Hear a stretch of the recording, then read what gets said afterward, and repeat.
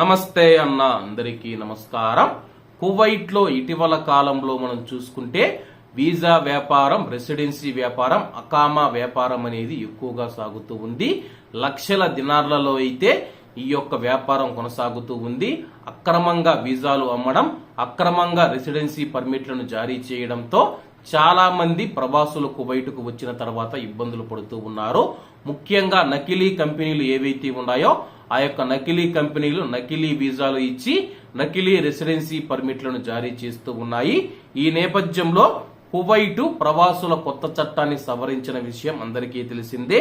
ఇందులో భాగంగా Kuwait major general Ali Advani గారు స్థానిక మీడియాకు ఇచ్చిన ఇంటర్వ్యూలో మాట్లాడుతూ, కువైట్ లో ఏదైనా కంపెనీ కార్మికుడిని కువైట్కు తీసుకువచ్చిన తర్వాత అతను వచ్చిన పని కాకుండా వేరే పని కోసం ఆయన్ను కాని వినియోగిస్తే కాని అలాగే 3 సంవత్సరాల నుంచి 5 సంవత్సరాల జైలు శిక్ష లేదా 5,000 నుంచి 10,000 దినార్ల వరకు జరిమానా విధిస్తామని చెప్పేసి, అది కువైట్ లో వ్యక్తి అయినా సరే, కంపెనీ యజమాని అయినా సరే అని చెప్పేసి ఆయన వెల్లడించారు.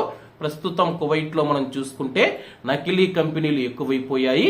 ఆ యొక్క నకిలీ కంపెనీలను గుర్తించే పనిలో అధికారిక యంత్రాంగం పనిచేస్తూ ఉందని చెప్పేసి, కువైట్కు వస్తూ ఉన్న ప్రవాసులు ఎవరైతే ఉన్నారో దయచేసి వీసాలు కొనుగోలు చేయడం కానీ అలాగే రెసిడెన్సీని కొనుగోలు చేయడం ఆపాలని చెప్పేసి ఆయన వెల్లడించారు.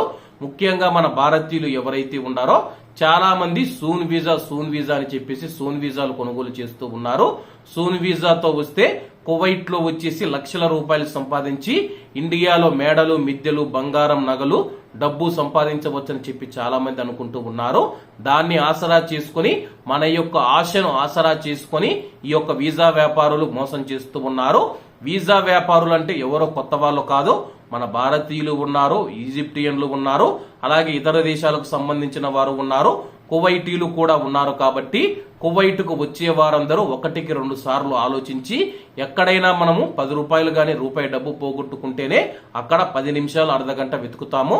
అటువంటిది లక్షల రూపాయలు పోసి నువ్వు కువైట్కు వచ్చేటప్పుడు 1-2 సార్లు ఆలోచించుకొని రావాలని చెప్పి కోరుకుంటూ, అందరూ బాగుండాలి, అందులో మనం ఉండాలి. అందరికీ నమస్తే అన్న, జై హింద్.